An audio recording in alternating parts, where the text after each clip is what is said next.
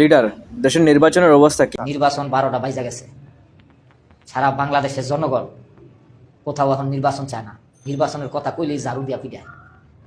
এখন আমার নেতা আব্দুল জলিল সাহেব মেহেন্দিগঞ্জ কাজিরহাট হিজদা থানার এমপি নির্বাচন করবে। শুধুমাত্র ওই এলাকার জনগণ ছাড়া বাংলাদেশের যেখানে গিয়া নির্বাচনের কথা কই ঝাড়ুদা পিটায়। কারণ আমার ওই এলাকায় মেহেন্দিগঞ্জ এলাকার নেতার চেহারাটা দেখা, কাজকর্ম দেখা সবাই খুশি হয়ে গেছে। আমাদের এই এলাকায় এই নেতা দরকার আছে। এই জন্য মেহেন্দিগঞ্জবাসী, হিজদাবাসী, কাজিরহাটবাসী অবশ্যই নির্বাচনে যাইবেন, নির্বাচন বয়কট করবেন না।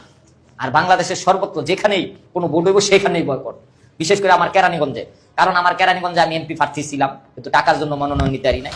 এই জন্য কেরানীগঞ্জ উত্তর এবং দক্ষিণ দুই থানার বাসিন্দাদের বলি, কেরানীগঞ্জে ভোট বর্জন করবেন আপনারা, কেউ ভোট কেন্দ্রে যাইবেন না। আমি মেহেন্দিগঞ্জ চলে যাবো, আমার নেতার এলাকায়, ওই এলাকায় ভোট চলবো, ওই এলাকায় নেতার এমপি বানায়া, মন্ত্রী বানায়া, স্পিকার বানায়, ডেপুটি স্পিকার বানায়া জনগণ পার্লামেন্টে পাঠাইবে আমার নেতারে।